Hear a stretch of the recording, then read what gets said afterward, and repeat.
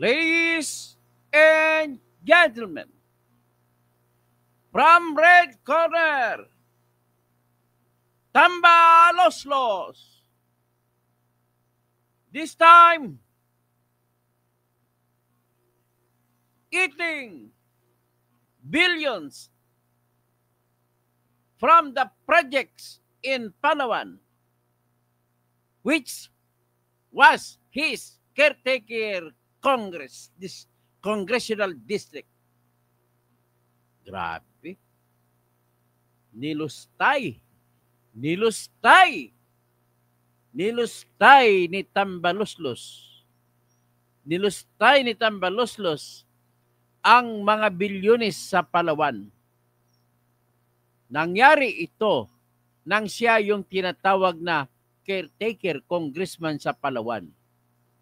Ibig sabihin ng caretaker congressman, yun po yung parang acting congressman ka doon. Kasi, ang problema sa kanya, talagang gustong-gusto niya, pwede pa magpa-eleksyon nung namatay yung 2 congressmen sa Palawan. Hindi ko bakit nabantay sabay. Itong 2 congressmen, isa dyan si Ed Hagedorn. Nilustay niya. Tapos wala pa siyang kaso.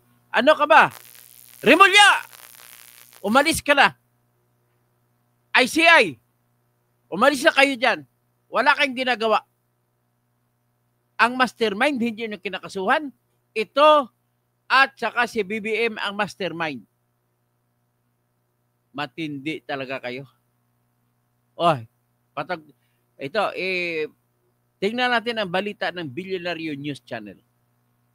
Mahigit 1 bilyon ang nilustay ni Gago.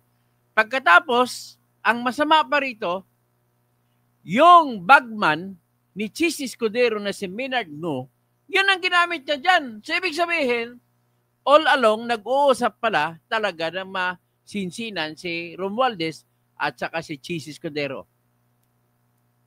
Kasi kailangan niya magkipagkaibigan kay Chis Escudero dahil dalawa sila ang mag-approve ng budget para maipapasok yung 100 billion ni BBM na singit. At para maipasok din ang kani-kanilang mga proyekto. In other words, ladies and gentlemen, iba pa yung 100 billion na pinasok na singit ni BBM, iba pa yung kani-kanyang insertion, kani-kanyang singit na pundo nila ni Romualdez, pundo nila ni Chis Escudero, pundo nila ni Jinggoy, pundo nila ni Joel Villanueva, pundo ng mga ni Saldico, pundo ng JJ Suarez, at iba-iba pa. Hiwalay yung kay Bongbong Marcos na 100 million. Ay, magandang gabi kay Jonathan Bardamio o maayong gabi dira sa Purok Leganes, sa Coronadal, no? Siyempre magkita na ita kung magpuli ako da.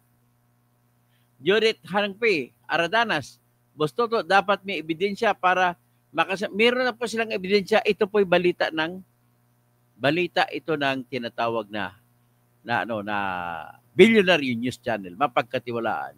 Ang kasunod, follow up nito, ipapakita ko mga ebidensya.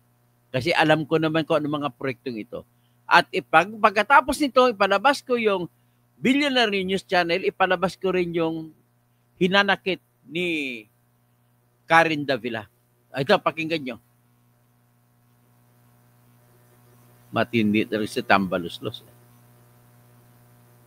Mukhang nadagdagan pa ang resibo na posibleng magdiin kay dating House Speaker Martin Romualdez sa umano'y korupsyon sa gobyerno.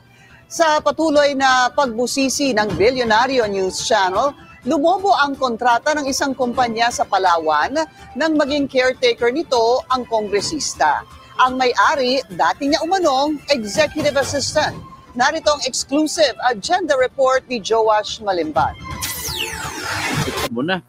Dati niyang executive assistant si Maynard Ngo, na bagman naman ni Chis Escudero, na bagman din ni Lisa Araneta Marcos.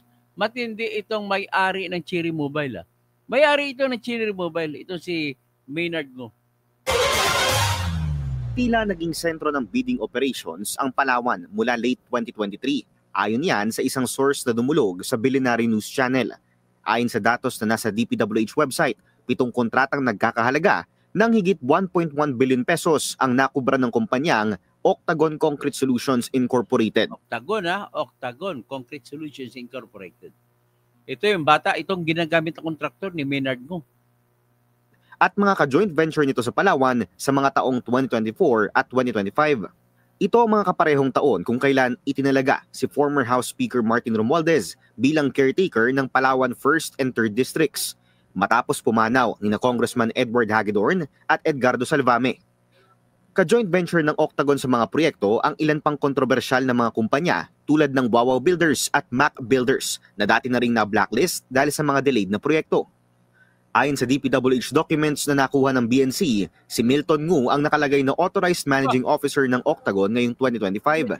Siya ang kapatid ng businessman at dating government envoy na si Maynard Ngu, na una na ring nadawit sa flood control scandal bilang bagman umano ni Senator Cheese Escudero. Maynard Ngu and I are close friends and we go years back. He is also a close friend and campaign contributor of Senator Cheese Escudero. Grabe, maraming connection, no? Si Maynard Ngo. Maynard Ngo asked me to submit a list of projects. I personally submitted a list of projects to Maynard Ngo. Deliveries of cash were personally made to me, by me, to Maynard Ngo at his office in Manila. Pero base sa iba pang dokumentong nakuha ng Billionaire News Channel, hindi lamang si Ngu ang may mataas na posisyon sa Octagon. Natuklasan kasi ng aming team na major shareholder ng Greenergy Holdings Incorporated ang nasabing kumpanya. Sa isang 2024 Securities and Exchange Commission filing ng Greenergy, isang Norman Vincent Bungubong ang nakapirma bilang Chairman at Chief Executive Officer o CEO ng Octagon. Ayon sa source ng Billionaire News Channel, minsan na naging executive assistant ni Romualdez si Bungubong nang i-appoint niya ito noong 2022. Ayon sa datos ng DPWH, Tao pala niya. Ayon sa Octagon, dati rin tao si Bungubong. Nang nakakuha ng mga kontrata ang Octagon sa Palawan noong 2017 at 2018, pero nasundan lamang ito noong 2024 na. Dumulog kami sa opisina ni former Speaker Romualdez. Anila, hindi raw parte ng staff ng kongresista si Bungubong. Wala rin daw itong koneksyon kay Romualdez. Para sa agenda, Joash Malimban, Billionaire News Channel. Yan, si Tambaluslos. Grabe. Good evening, I'm Pinky Webb. Tonight we ask the question. Ano muna tayo, i-out muna natin yan. O dito tayo ngayon sa galit na si Karen Davila. Kung ako tanongin mo, one of the best, if not the best, one of the best, if not the best female programmer on interviews. Magaling sa mag-interview.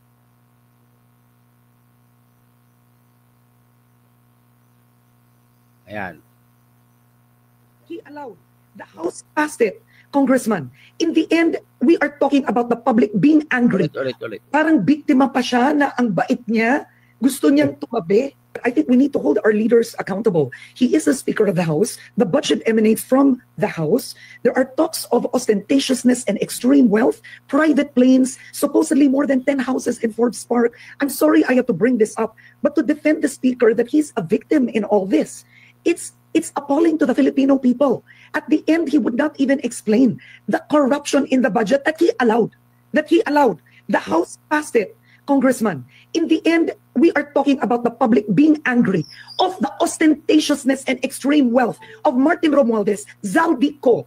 This is not the time of the wealth you and I have seen in past administrations. Galit na tayo ng kay GMA, kay ERAP, etc. This is a whole other level of alleged corruption.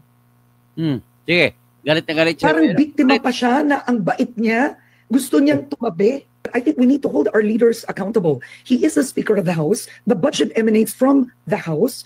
There are talks of ostentatiousness and extreme wealth, private planes, supposedly more than 10 houses in Forbes Park. I'm sorry I have to bring this up, but to defend the Speaker that he's a victim in all this, it's appalling to the Filipino people. At the end, he would not even explain the corruption in the budget that he allowed. The House passed it, Congressman. In the end, we are talking about the public being angry of the ostentatiousness and extreme wealth of Martin Romualdez, Zaldico. This is not the time of the wealth you and I have seen in past administrations. Galit na tayo ng kay GMA, kay ERAP, etc. This is a whole other level of alleged corruption. Oh, yan titingnan natin yung report. Mga report ng tungkol sa kanyang ibang mga wealth. Ostentatious display of wealth in the times of acute public want. Ito tingnan natin. Itong mga eroplano na binabanggit, ni Karen Davila. Eroplano ni Saldico, ni Romualdez.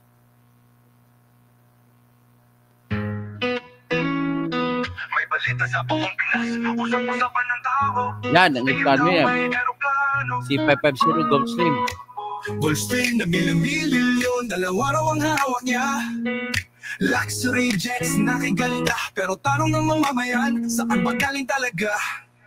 Mga eroplano ni Romualdez. Kamusta mga ka-Norbs TV?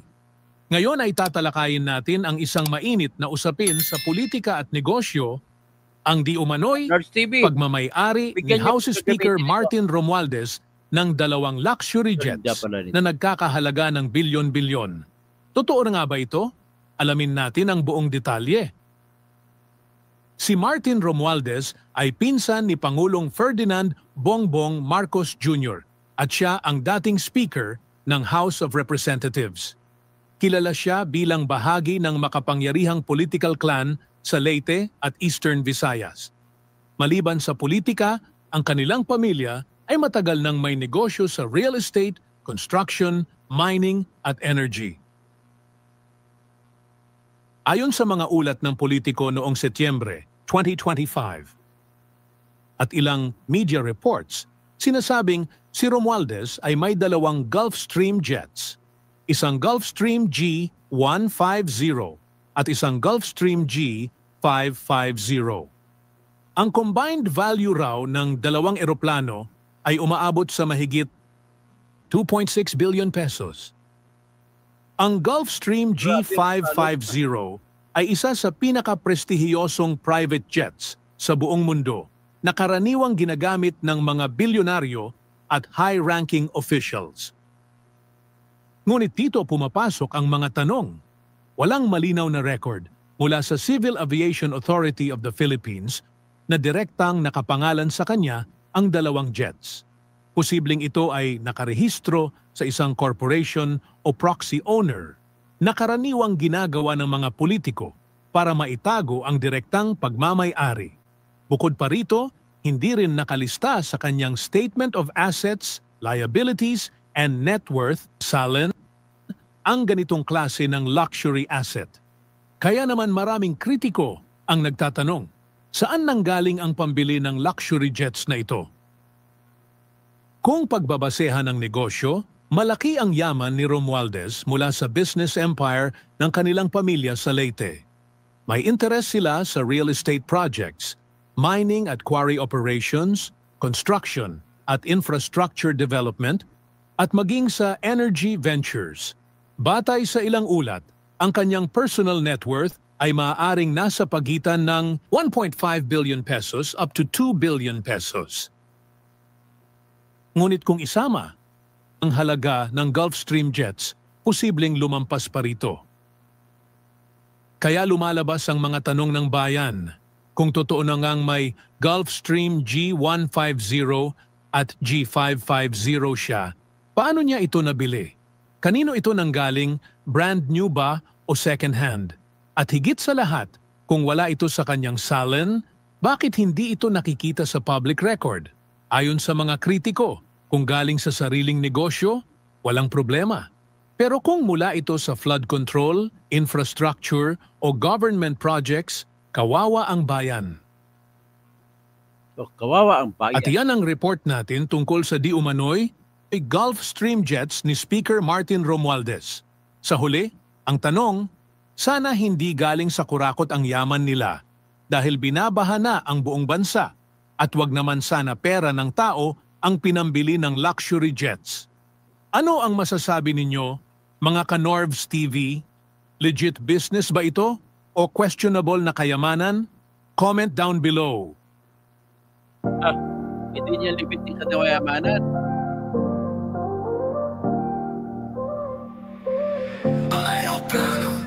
May balita sa buong Pinas, usap-usapan ng tao, speaker daw may aeroplano, bulsi na milyon-milyon. Dalawa raw ang hawak niya, luxury jets na kaganda, pero tanong ng mamamayan, saan ba galing talaga mga aeroplano ni Romualdez? Saan galing ang yaman mo? Sana di galing sa kurakot pera ng tao Pilipino. Paano kayo nagkaroon ng bilyon na yaman? Binabahanas sa buong bansa, wag naman sana pinura. Meaning, real estate, negosyo sa construction. Sabi nila'y kayaman ang buwan ng corporation, pero sa soul mo lang baka saan nga ba ito naisulat? Bilyong halaga, jet na kay bilis, tanong ng tao'y lumalalim. Oh, mga aeroplano ni Romualdez, saan galing ang yaman mo? Sana di galing sa kurakot pera ng tao Pilipino. Paano kayo nagkaroon ng bilyon na yaman? Binabahanas sa buong bansa, wag naman sana pinura. Kung tunay na galing negosyo, walang problema ron. Pero kung flood control ang pinagmulan, kawawa ang nasyon.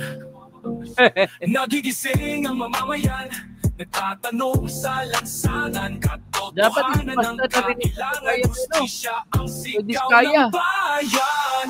Mga aeroplano ni Romualdez, sagutin ang bayan mo. Sana di galing sa kurakot, sa pawis ng Pilipino. Yan ang ano ni yan ang ano ni Romualdez. Yan ang kanyang aeroplano. So anyway, yan lang naman ikuha natin dyan. Ang importante lang naman dito ay makita natin ang katotohanan na nagkamal ng salapi. There is no doubt in my mind. There's neither doubt in the mind of Karen Davila. Maybe there is no doubt in the minds of majority of my listeners and subscribers and followers that indeed Martin Romualdez is one of the two masterminds in the massive stealing or robbery of our country's money. Matindi. Ganito ang argumento ko. Una, speaker siya. Kapag speaker ka po, ay ganito. Kapag speaker ka, ikaw ay, hindi ko pa pala na-play kanina, no?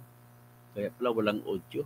Anyway, kapag speaker ka po, ikaw po ang isa sa unang nakatingin sa final na forma ng project ng budget. So, kung titingnan mo ang forma, dapat alam mo na ito ang papasok at pipirmahan ni Bongbong Marcos. Alam mo ang nilalagay ni Saldico at saka mga iba pang mga nilagay ng mga senador. Mga nilagay lalo pa pinalagay ni Chis Escudero. Mga pinalagay sa lahat ng senador po may pinakamalaking naisingit na pundo. Umabot 11 billion si Grace po. So, yung ibang mga senador humahabol-habol din. Pati si Risa Hontiveros na nagmamalinis, may siningit din siya na 3 billion. Si Rapi Tulfo, 5 billion. Lahat po sila may siningit.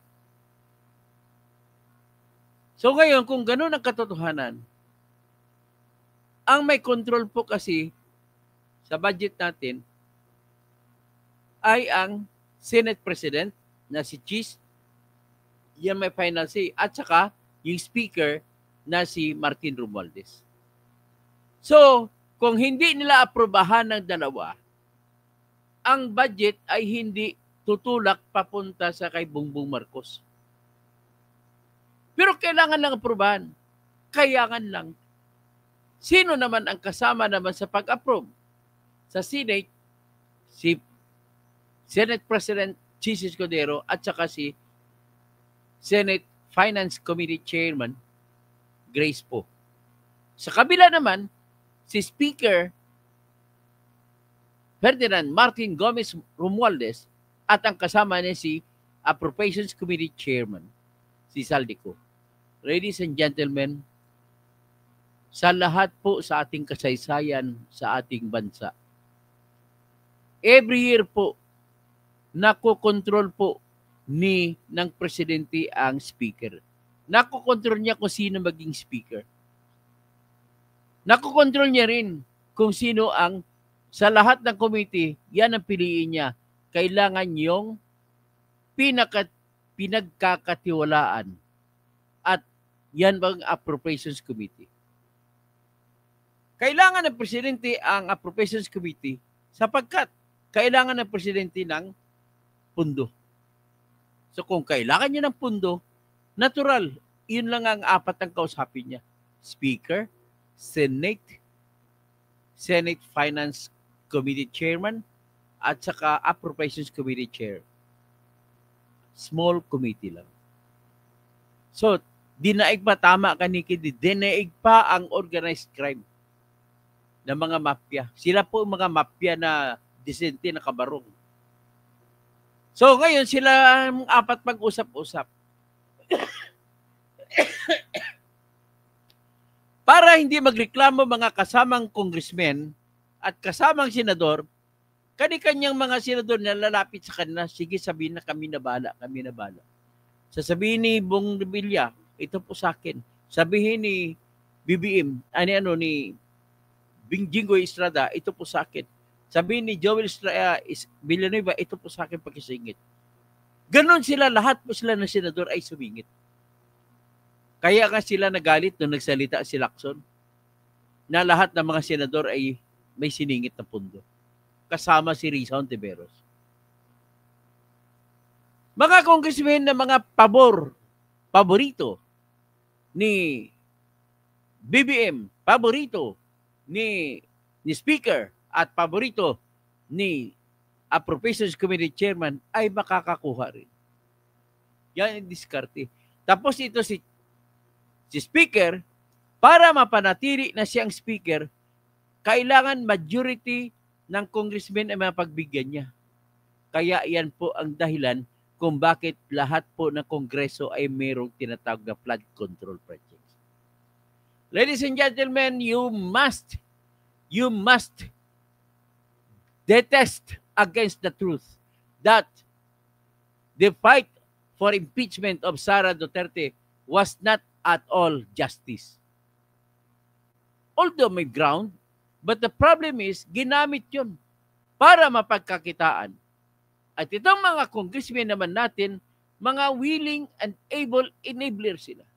Sige, pipirma kami, kaya majority pumirma sa impeachment laban kay Sara Duterte. Kapalit niyan ay yung hinahangal din ng mga congressmen na mga 25 million sa AX, 25 million sa AKAP, at for God's sake, 100 million minimum sa flood control projects. Tapos, pinasok lahat yan. Inaccommodate ang gusto ni Presidente. Ang problema dito ngayon, kasi na yan kamutan ng likod sa likod. Tulungan, sindikato, mafia, tama si Nikki D. Mafia ito. So para mapagpatuloy ang mafia ni Nikki D, at kailangan walang magreklamo. Everybody happy. Dapat ganoon ang batas. So para maging happy ang lahat, sinama na rin po sa hatian sa project ang DPWH. Kaya ang secretary, meron na siyang tinatawag na allocable. Meron din siyang tinatawag na leadership fund. Yun pala, yun yung mga binanggit na mga items na naka-reserva na yun sa secretary. Bahala na siya kung sino ang bibigyan niya ng proyektong yun. Ganun kasama. Ladies and gentlemen, I want you to understand that it is prohibited in our legal systems for the Congress to allot a chunk of money na hindi mo sasabihin kung para saang lugar at magkano. Bawal po yan. Pero dito, sa narinig ko na allocable, ang mamimili kung saan lugar ilalagay ay si DPWH Secretary at saka tauhan niya. That makes it prohibited by law. Yan pong tinatawag na katumbas yan ng tinatawag na pork barrel fund. Bakit po? Kasi po, ganito, ang batas ng pagsasagawa ng budget ay nakalagay lamang sa kamay, exclusive, sa kamay ng Kongreso. Ibig sabihin, mga senador at congressman. At ang batas din natin ay nag-uutos na kapag natapos na ang batas at napirmahan na ng presidente, kapag nilabas na, wala na dapat gagawin pa sa pagtatanong kung ano pa ba ang dapat gawin. Huwag ka magbigay ng espasyo. Dapat ang budget ay hindi magbigay ng espasyo sa pagsasabi na bibigyan ng kapangyarihan o diskresyon ang sinuman na mamimili kung anong gagawin sa budget. Because the act of choosing where to use the money is the act of lawmaking power. Ngayon, dahil nakapuwang yun, sinadya ng Kongreso na iniwan yun.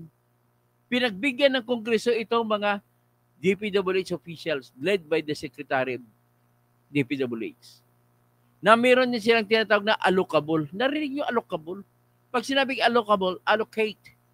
That means that the Secretary of the DPWH can choose where to give.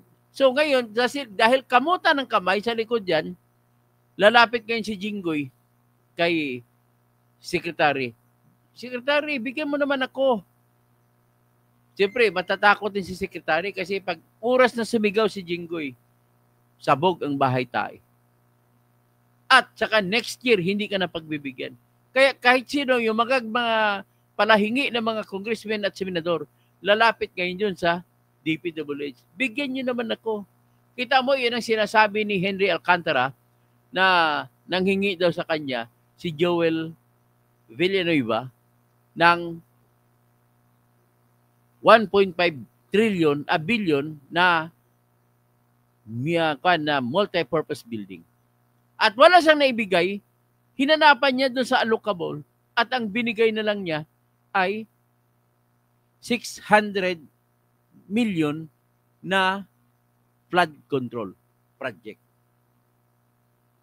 So, ang ibig pong sabihin dito, kung gano'n na nangyari, ang ibinigay na proyekto para kay Joel ay nanggaling sa pundo o sa allocable ng DPWH Secretary. Hindi yon pinundo, hindi yon pinasok ni Joel Villanueva. At yung kay Jinggoy naman na 300 million, dahil binigay ng secretary din, hindi yon siningit ni Jinggoy. Sa makatwid, ito yung mga nakapundo na, nakatabi na, napundo para na bahala ng secretary ng DPWH pag-decision kung kanino ibibigay. Sa makatwid, nakikita ko na lumalabas na tama, wala pong budget na siningit. Hindi siningit ni Joel Villanueva yung budget na 600 million na flood control. Kasi ang hiningi niya, nanghingi pa siya eh. Hindi na siya sana manghingi kay Secretary ng DPWH kung talaga may siningit si Joel. At saka si Jinggoy. Kasi sabi nga ni Alcantara, tumawag sa kanila at saka si Roberto Bernardo, tumawag sa kanila, sa kanya to si Jinggoy. At tumawag din, sabi ni Alcantara, sa kanya si Joel. Humihingi ng proyekto na 1.5 billion na multi-purpose building. Yan po ang katotohanan. So therefore, tama ako, walang pondo na ipinasok si Joel na nagamit. Walang pondo na ipinasok kung meron man si Jinggoy na nagamit doon sa Bulacan. Bulacan ang pinag-usapan natin. Therefore, nakikita ko na sa ngayon, matutumba ang kaso nila laban kay Joel at laban kay Jinggoy. Hindi ko lang alam patungkol naman kay Cheese. Kasi ang kay Cheese, ang pagkakaalam ko, marami siyang pinasok din. Pero yung mga proyekto niya, karamihan doon nakabagsak sa Sorsogon kasi taga Sorsogon siya. At ang kanyang kontraktor doon ay si Lawrence Lubiano. At ang isa pang bagman niya na kumukuha din ng mga proyekto, si Maynard Ngo, na si Maynard Ngo ay ginagamit naman din pala ni Romualdez na taga-kabada niya ng mga project niya doon sa Palawan. 2 congressmen ang meron ang Palawan. 2 congressmen na yun ay namatay. Si Eduardo Aguidon at saka yung isa. Dahil namatay sila, hindi nagpa-elect. Sinadya ni Romualdez na hindi na kumuha ng advice, hindi na magbigay ng advice sa COMELEC para maghalal uli ng bagong congressman sa 2 distrito ng Palawan.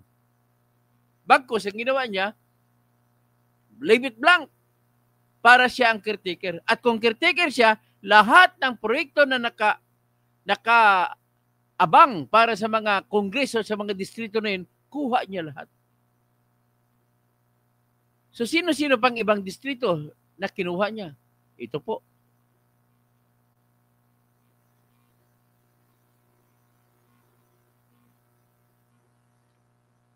Namatay noong July 2022, namatay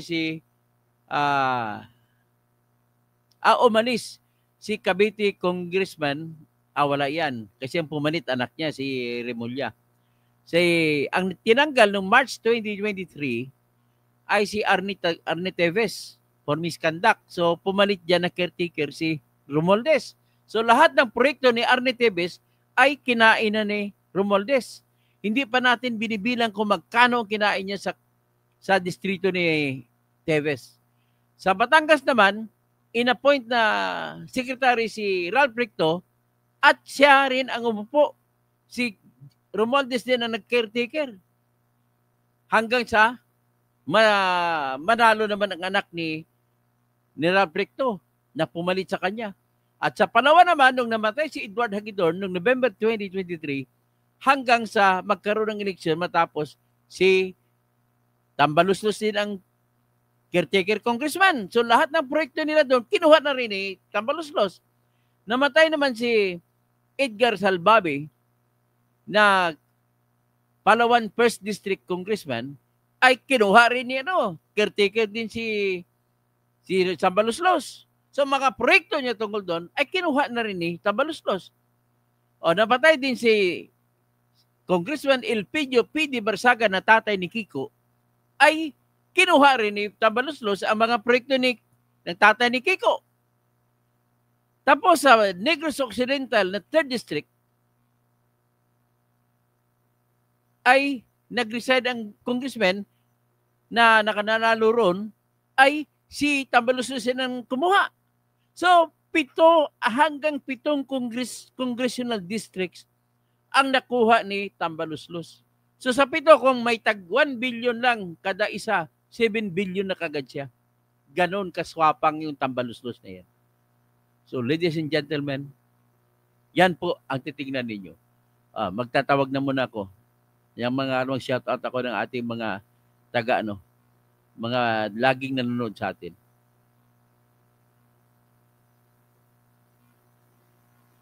Si Jonathan Bernimes sa taga Coronel, taga Kasimanwako, arada sa Coronadal City. Si Judith Nangpi Ardanas. Tapos sino pa? Si Kaiko Maro, good evening. Tapos si Lerma Jacinto, if we remember some other provinces whose congressional districts representatives died or removed from the House. Ayan, binanggit ko na po. Tapos Kaiko Maro, dapat isubasta na rin ang mga eroplano ni Romualdez. Dapat iparehas din siya kay Diskaya. Isubasta na rin yan. Tapos si Roger Estribor, 1437. Kulang sa ebidensya. PF ka na yan. Sa susunod na yan. Sa sunod na. Teresa Verina, grabe, tinalo pa ang old rich ng Ayala na 50 years na itong nagsusumikap sa real estate development business, shopping malls at ngayon condo development. Talo pa nila yung mga lehitimo na negosyante. Alberto Veloria, Doc, pwede ba na mag-donate ng kidney sa isang addict? Hindi ko alam, hindi ako doktor ng medical field. Ako ay doktor ng jurisprudence. Antonio Bill says, maayong gabi, Toto. Kinamaro. Hello, my friend, Alan Guido Milan. Tira to! Nikki D, bakit walang audio? Ikaw lang yata nakarinig. Ganun ba? Kanina wala bang audio? Pero sa tingin ko may audio na yung ngayon eh.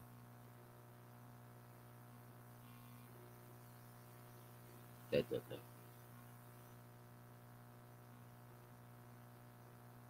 Yep.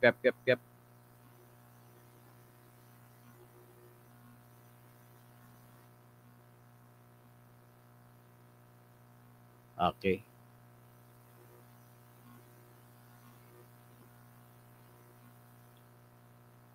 Hello.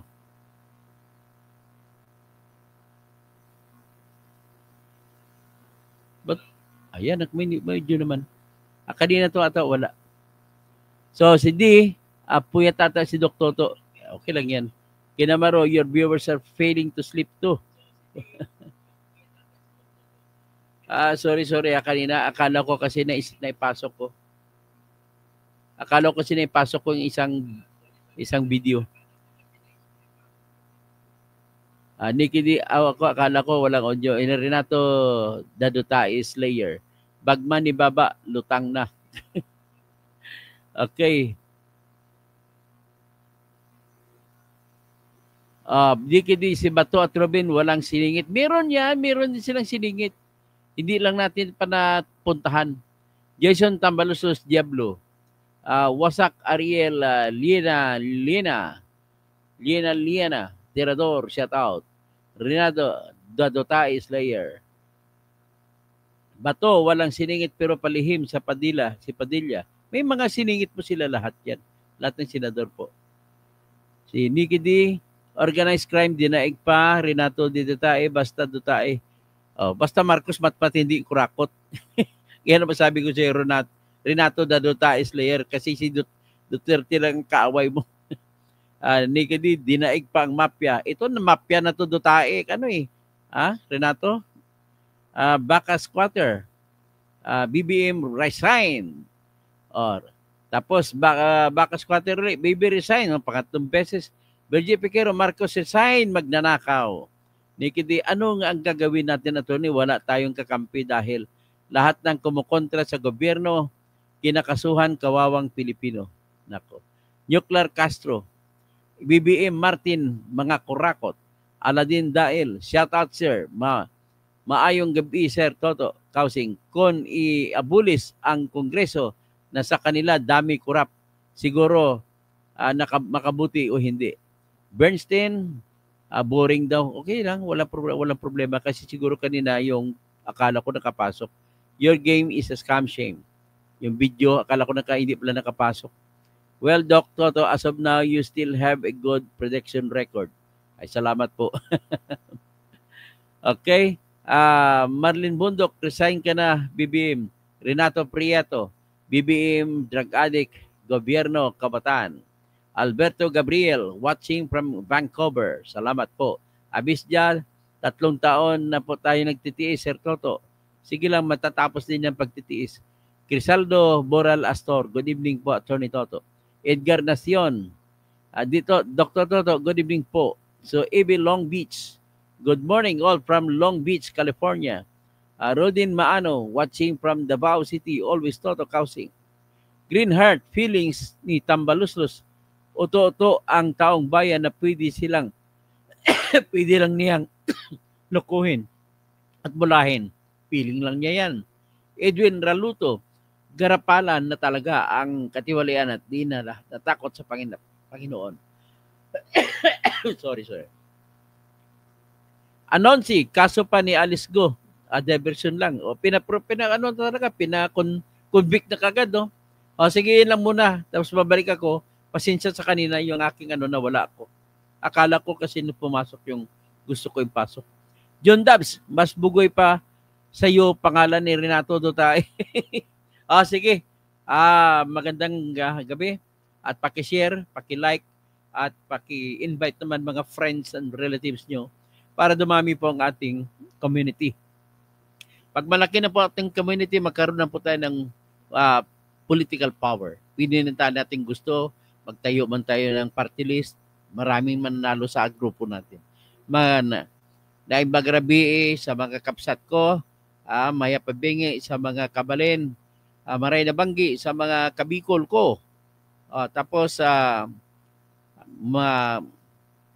maradyaw nga duyom sa mga Surigao-non, maupay nga gabi sa mga waray-waray, mayad nga gabi sa mga Kraya, maayong gabi sa mga Ilonggo, maayong gabi sa mga Cebuano speaking, at saka sa mga lugar ng asawa ko dyan sa Bohol.